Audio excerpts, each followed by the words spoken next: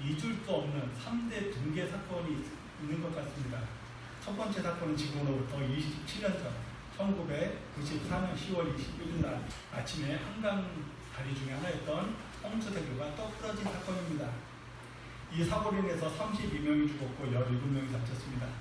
다리 중간이 잘려있는 것을 보면서 참으로 사람들이 충격을 받았습니다. 그리고 그때 우리가 차를 타고 한강 다리를 건널 때마다 내가 지금 건너고 있는 이 다리가 부러지는 것은 아닐까 마음이 조마조마했었습니다. 그리고 두 번째, 홍수대교가 무너진 지 꼭 1년 후 1995년 6월 29일 그 유명한 삼풍백화점이 무너져 내렸습니다. 서울의 강남에 있는 이 삼풍백화점, 이 사고로 인해서 502명이 죽었고 30여 명이 실종이 되었고 부상자가 900여 명이 넘었습니다. 삼풍백화점의 이 붕괴 사건, 우리나라 건축물 붕괴 가장 큰 피해를 낸 사건입니다. 마지막 세 번째, 2008년 우리나라 국보 제1호였던 남대문이 불타는 거였습니다. 남대문 화재의 경우에는 뉴스를 통해서 남대문이 불타 무너져 내리는 것을 온 국민이 다 보아야만 했습니다. 그래서 그나마 다행이었던 것은 남대문의 화재의 경우에는 그 돌 기둥이 불에 타기는 했지만 그래도 무너져 내리지 않아서 다시 재건을 했습니다.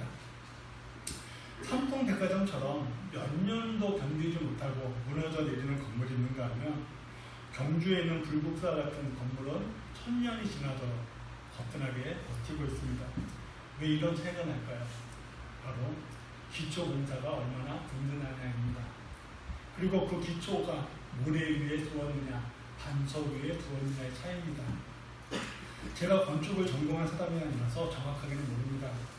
그런데 제가 들은 바에 의하면 어떤 건물을 짓건 간에 전차 공사 기간 중에 절반 정도가 땅을 다지는 기초 공사하는데 사용한다고 합니다. 예를 들어 전체 공사 기간이 1년이다 하면 그 중에 절반 6개월을 땅을 다지는 기초 공사를 한다고 합니다. 기초가 든든해야만 그 기초 위로 세운 건물이 50년이 지나도 100년이 지나도 아니 1000년이 지나도 무너지지 않고 견딜 수 있는 겁니다. 농사도 마찬가지죠. 지금쯤이면 이제 논의 모내기가 다 끝났습니다. 그런데 논에 물을 심을 때 보면 농부들이 그냥 물에다가 씨를 뿌리지 않습니다. 모판에 씨를 뿌려놓고 짧게는 2주, 길게는 1달 정도 모를 키웁니다. 그리고 모판에 모가 자랄 동안에 농부는 논에 물을 가득 담아놓기도 하고 또 논두렁이 터진 것이 없는지 단단하게 논두렁을 다잡아 놓기도 합니다. 이 모든 것들이 바로 기초 작업인 거죠. 이처럼 이 기초 작업이 얼마나 잘 되어 있느냐에 따라서 가을에 수확량이 달라지게 됩니다. 한번 좀 따라해 보셨으면 좋겠습니다. 나는 반석 위에 있다. 반석 위에 있다. 조금 더 큰 소리로. 나는 반석 위에 있다. 나는 반석 위에 있다. 우리는 반석 위에 있는 사람들입니다. 그것도 돌멩이나 시멘트로 만들어진 반석이 아니라 예수 그리스도라고 하는 영원한 반석 위에 서 있는 사람들입니다. 고린도전서 3장 11절 말씀에 보면 이렇습니다. 이 닦아준 것 외에 능히 다른 터 위에 닦아줄 자가 없으니 이 터는 곧 예수 그리스도시다. 우리는 예수 그리스도라고 하는 반석 위에 서 있는 사람들입니다. 그런데요, 우리가 반석 위에 서서 살아가는 것도 중요하지만 이것보다 더 중요한 것이 있습니다. 예수님과 내가 얼마나 깊은 관계, 얼마나 끈끈한 관계를 맺고 살아가느냐, 이것이 더 중요한 겁니다. 아무리 반석 위에 올려놨다 하더라도 그 반석과 내가 밀착되어 있지 않다면 홍수가 날 때 그 반석 위에 올려놓은 집도 홍수에 쓸려 내려가는 겁니다. 그러면 반석 되시는 예수님과 왜 우리는 깊은 관계를 맺어야 하는 걸까요? 두 가지 이유 때문에 그렇습니다. 첫 번째 이유는 내가 예수님과 얼마나 깊은 관계를 맺고 있느냐에 따라서 내가 이 세상 살아가는 삶의 태도가 달라지게 됩니다. 우리도 우리 자녀가 이 세상 살아가는 동안에 세상에 끌려다니는 삶이 아니라 세상을 끌고 가는 삶을 보고 싶어 합니다. 그렇죠? 하나님도 똑같습니다. 하나님의 자녀된 우리들, 당신의 자녀된 우리들 이 세상 살아가는 동안에 매일 세상에 얻어 터지면서 살아가는 삶이 아니라 세상과 맞서 당당하게 살아가기를 원하십니다. 그러려면 반석되시는 예수님과 깊은 관계를 맺고 있어야 합니다. 두 번째 이유는 내가 예수님과 얼마나 깊은 관계를 맺고 있느냐에 따라서 사랑, 희락, 화평, 인내, 자비, 양선, 충성, 온유, 절제라고 하는 이 성령의 열매 크기가 달라지게 됩니다. 성령의 9가지 열매는 부자라고 해서 더 많이 맺는 것도 아니고 가난하다고 해서 덜 맺는 것도 아닙니다. 성령의 이 열매는 반복되는 예수님과 내가 얼마나 깊은 관계를 맺고 있느냐 여기에 따라서 그 크기가 달라지게 되어 있습니다. 만약에 성령의 열매가 내가 세상에 가지고 있는 지식의 크기에 달려있다면 박사학위 10개 가지고 있는 사람은 성령의 열매를 주렁주렁 맺을 겁니다. 반면에 초등학교도 나오지 못한 분들은 성령의 열매를 맺지 못할 겁니다. 그러나 초등학교도 졸업하지 못했다 하더라도 예수님과 깊은 관계를 맺고 있는 분들은 그 삶 속에서 성령의 열매를 주렁주렁 맺고 살아갑니다. 반면에 박사학위를 10개가 아니라 20개를 가지고 있어도 예수님과 관계없는 삶을 살고 있는 사람들은 그 삶 속에 어떠한 성령의 열매를 맺지 못합니다. 지금까지 내가 알고 있는 예수님에 대한 지식에 만족해서는 안 되십니다. 과학자들이 지금도 우주를 연구하고 있습니다. 그런데 이 우주를 연구하면 연구할수록 끊임없이 새로운 것들이 발견되고 있습니다. 그러므로 아무리 우주를 연구해도 절대로 우주의 모든 것을 다 알아낼 수 없습니다. 그런 우주를 예수님이 창조하셨습니다. 예수님이 창조해 놓은 이 우주도 우리 인간들이 다 알지 못했는데 하물며 이 우주를 창조한 우리 주님을 내가 다 안다고요? 절대로 불가능합니다. 그러기에 우리는 우리의 반석되시는 예수님과 끊임없이 관계를 맺고 알아가야 하는 겁니다. 다윗의 말처럼 우리는 매일매일 예수님을 맛보아 알아야 합니다. 시편 34편 말씀 보면 이렇습니다. 너희는 여호와의 선하심을 맛보아할지어다. 그에게 피하는 자는 복이 있도다. 너희는 여호와의 선하심을 맛보아 알랍니다. 그래서 저의 기도 제목 중에 하나도 바로 이 다윗의 고백처럼 하나님, 지금까지 내가 알고 있는 하나님의 선하심에 만족하지 않게 하시고 더도 말고 덜도 말고 매일 딱 한 걸음씩만 하나님께로 더 가까이 나아가게 해달라고 저는 이 기도를 매일 하고 있습니다. 어느 목사님께서 하나님과 나와의 관계의 중요성에 대해서 이런 재미있는 말씀을 하셨어요. 하나님과 영통하면 만사 형통하지만 하나님과 불통하면 만사 깜깜이라고요. 한번 들어본 적 있으신 말이죠.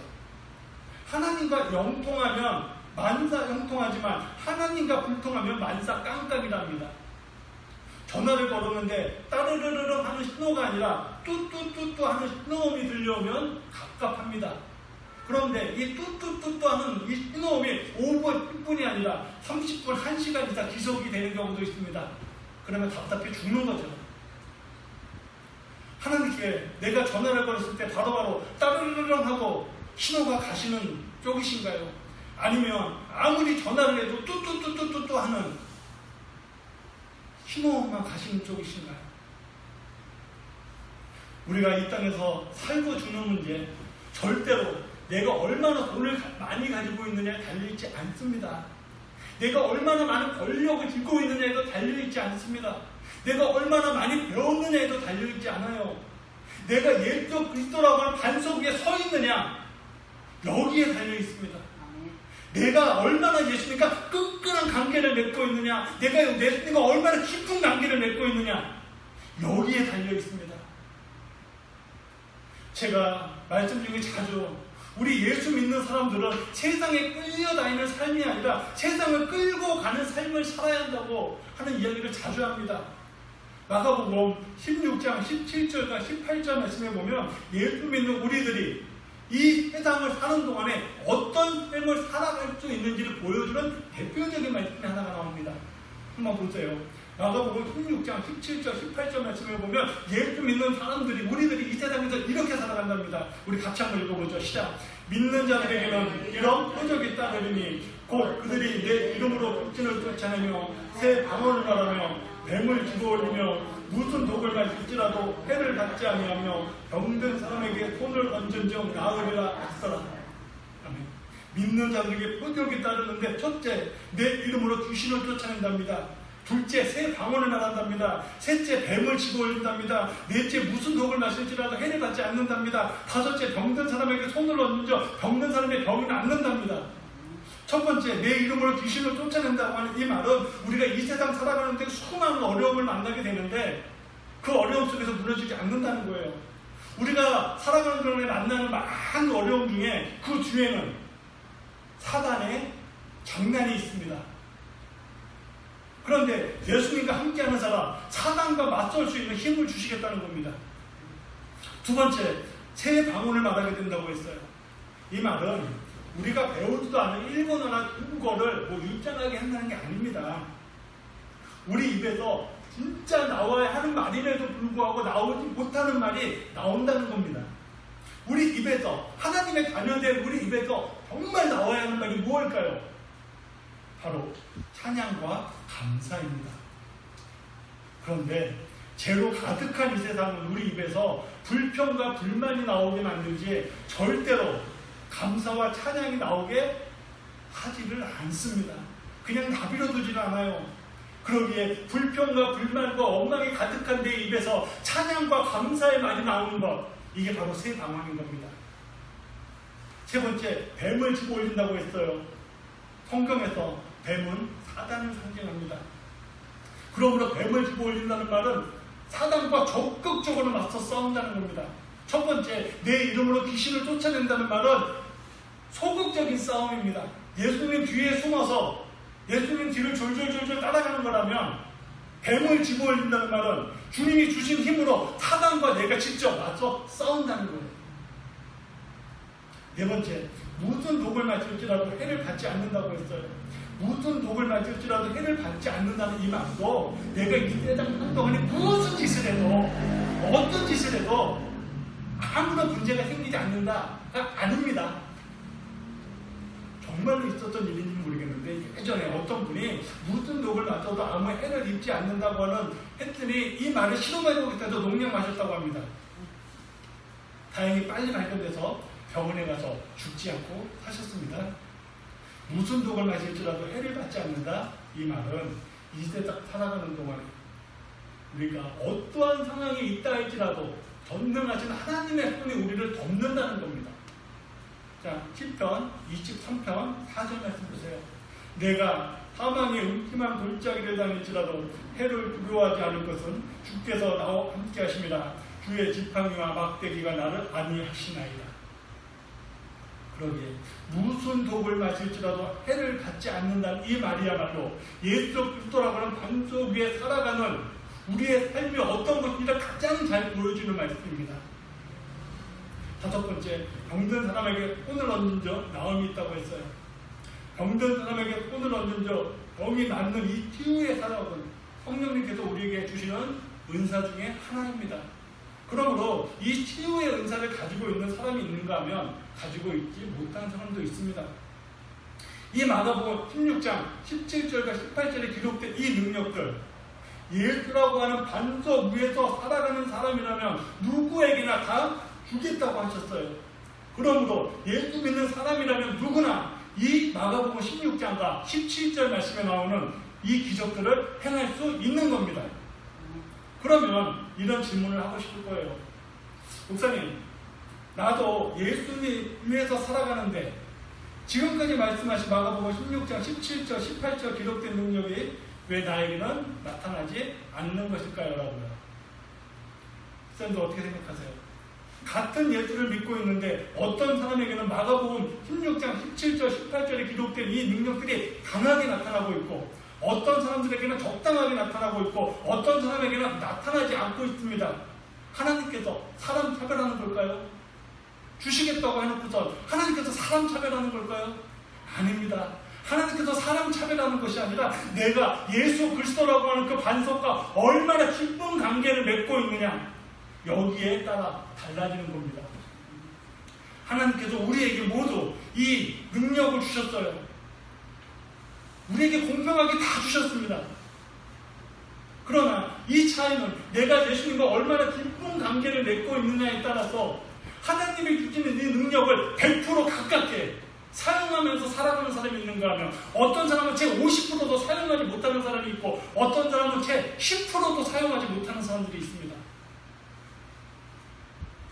이 마가복음 16장 17절 18절에 약속까지 이 능력들이 우리 성도님들 삶 속에 나타나기를 축복합니다. 그러려면 우리 주님과 깊은 관계를 맺으셔야 합니다. 예수님과 깊은 관계 속에 있음으로 인해서 이 세상 자기가 누리던 모든 것들을 다 잃어버렸음에도 불구하고 무너지지 않았던 한 사람이 있습니다. 호세리오 스패포드라고 하는 사람입니다.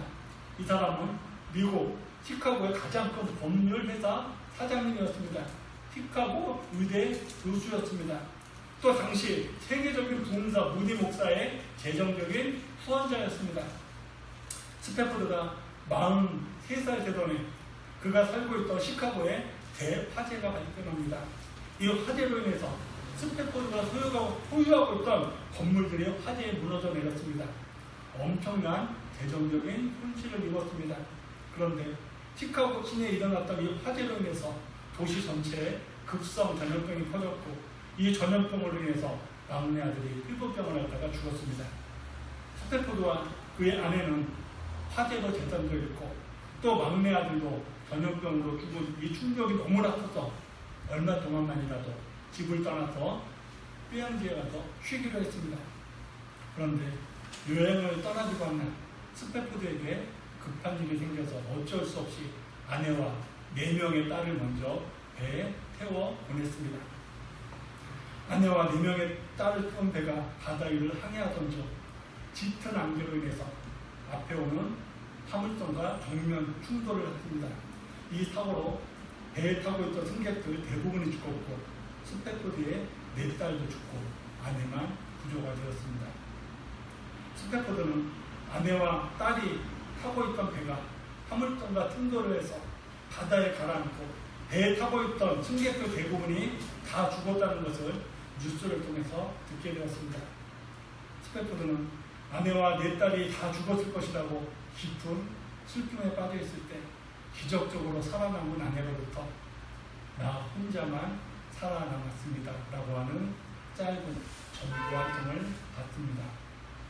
나 혼자만 살아남았습니다. 아내의 정보를 받는 스패포드는 기가 막혔습니다.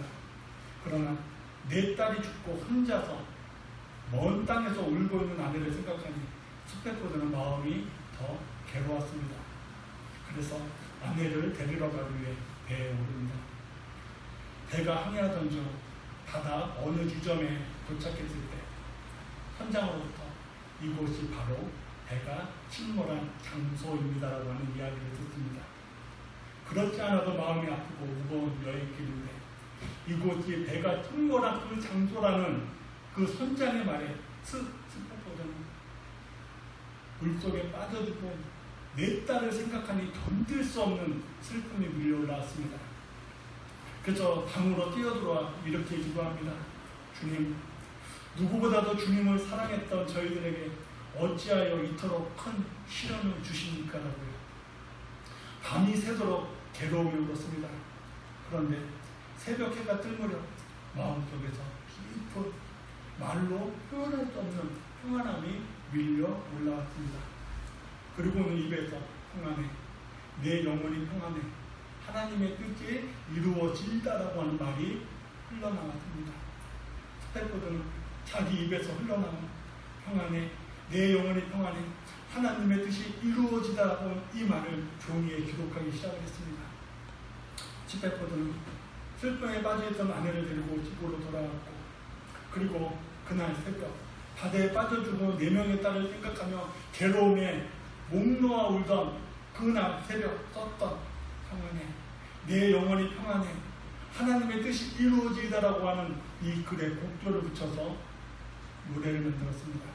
그 노래가 바로 찬송가 413장 내 평생에 가는 길이라고 합니다. 내 평생에 가는 길 순탄하여 늘 잔잔한 강 같던지 급한 바람은 섞고 어렵던지 나의 영혼은 늘 편하다. 내 영혼 평안해. 내 영혼 평안해. 내 딸이 죽은 그 바다 위에서 지은 시입니다. 예수께서 십자가에서 피를 흘리심으로 우리의 죄를 다 용서해 줬습니다. 그리고 지옥으로 갈 수밖에 없는 우리들을 천국으로 갈 수 있도록 길을 활짝 열어놓아 주셨습니다. 그런데 문제는요, 예수님의 십자가에 죽으신가 제 용서심에 대해서 우리가 너무 자주 듣다 보니까 그런가 보다 하고 당연하게 듣고 있고 심지어는 가볍게 들리고 있다는 사실입니다. 그러나 예수님이 우리를 위하여 십자가에 죽으신가 제 용서하심은 절대로 가벼운 사건도 아닐 뿐더러 우리들이 가볍게 들어줘도 안 되는 이야기입니다. 고린도전서 1장 18절 말씀 보세요. 십자가의 도가 멸망하는 자들에게는 미련한 것이요 구원을 얻는 우리들에게는 하나님의 능력이다. 예수님의 십자가의 사건 안에 우리를 향한 하나님의 모든 능력이 다 들어있답니다. 그러기에 예수님의 십자가를 사모하는 사람에게 사모하는 그 마음의 끄기만큼, 다시 말해서 예수님과 얼마나 깊은 관계를 맺고 있느냐에 따라서 하나님께 받는 능력의 차이가 달라진다는 겁니다. 지난주에 제가 한 주 보내면서 드라마나 홈쇼핑 같은 것만 보지 마시고 이태석 신부님의 일대기를 그린 울지마 톰즈라고 하는 영화 한번 보라고 하는데 보신 분 계신지? 우리 신석의 선생님들 참 많더라고요. 요즘에 주말 드라마 중에서 3명의 딸을 둔 아버지가 딸들이 경무에 벗어나는 일을 할 때 이런 말을 하더라고요. 아닌 것, 아닌 겨. 주일 예배만 드리는 것이 아니라 수요 예배도 참여해야 한다고 그렇게 이야기해도 한쪽 귀로 듣고 한쪽 귀로 흘려버리고 계십니다. 코로나 때문에 정상적으로 금요기도회가 진행되고 있지는 못하지만 그래도 기도의 시간에 나오셔서 10분이 됐든 20분이 됐든 기도의 자유를 지키셔야 한다고 하는데도 안 하십니다. 저도 드라마에 나오는 세 자녀의 아버지의 말을 빌려서 한번 해보려고 합니다. 아닌 것, 아닌 겁니다. 교회는 예배 공동체입니다. 교회는 기도 공동체입니다. 교회에서 예배가 드려지지 않고 교회에서 기도의 소리가 사라진다면 교회는 이 땅에 존재할 이유가 없습니다. 교회는 이 건물이 교회가 아니라고 했습니다. 교회는 예수 그리스도를 모시고 있는 내가 교회라고 했습니다. 그러므로 내 안에 예배가 회복되어지지 않고 기도가 회복되어지지 않는다면 절대로 부흥의 역사는 우리에게 일어나지 않습니다. 우리의 감정은 언제든지 변할 수 있습니다. 그러나 예수님의 말씀은 변하지 않습니다. 요한복음 6장 35절 말씀 보세요. 예수께서 이르실 때 나는 생명의 떡이니 내게 오는 자는 결코 죽이지 아니할 거요 나를 믿는 자는 영원히 목마르지도 아니하리라. 나는 너희들을 위한 생명의 떡이 되어 주겠다 하셨습니다. 그러므로 나와 함께 있는 자는 결코 죽이지도 않을 것이고 목마르지도 않을 것이라고 하셨습니다. 요한복음 14장 1절 말씀 보세요. 내가 너희를 고아와 같이 버려두지 아니하고 너희에게 다시 오리라. 예수님께서 우리를 고아처럼 버려두지 않으시겠다고 하셨습니다. 집값이 올라가는 것만이 축복이 아닙니다. 산업 일찍이 올라가고 복권이 당첨되는 것만이 축복이 아닙니다. 자녀들이 좋은 직장에 취업하는 것만이 축복이 아닙니다. 예수 그리스도라고 하는 반석 위에서 살아가는 것, 이것이 진짜 축복입니다. 예수님과 깊은 관계를 맺고 살아가는 것, 이것이 진짜 축복입니다. 예수님과 깊은 관계를 맺도록 날마다 힘쓰시기 바랍니다. 마지막으로 신명기 33장 29절 우리 이 말씀을 한번 같이 읽겠습니다. 같이 읽어보겠습니다. 시작. 이스라엘이여 너는 행복한 사람이로다.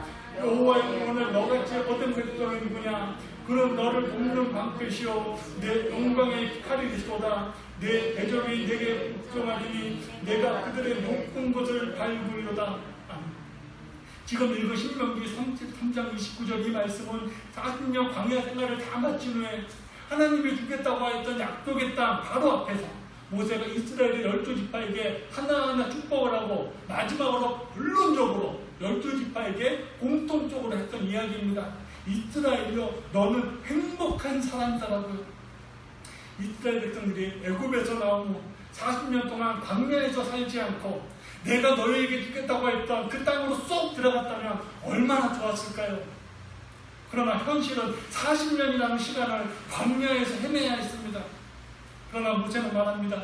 광야에서 살았던 이 40년이야말로 하나님의 소원 위에서 살았던 삶이었다고요. 모세는 광야에서 40년을 보내면서 하나님과 깊은 관계 속에 있었습니다. 그러게 모세는 40년의 그 세월을 돌아보며 이렇게 고백합니다. 우리는 행복한 삶을 살았다. 우리처럼 하나님의 구원하심을 받아 누린 사람이 있으면 나와보라고 해. 당당하게 말하고 있습니다. 모세가 했던 이 고백, 우리 스탠드의 고백이 되었으면 좋겠습니다. 나는 누가 뭐라 해도 행복한 삶을 살고 있다. 나처럼 하나님의 구원하심을 받아 누린 사람이 있으면 나와보라고 해. 이 고백이 집사님들의 삶의 고백이 되셨으면 좋겠습니다. 그런데 이 모세의 이 고백이 나의 고백이 되어야 되는 예수님과 깊은 관계를 맺으셔야 합니다. 그래야만 모세의 이 고백을 비로소 하실 수 있으십니다. 우리 찬양하겠습니다. 찬송가 413장입니다.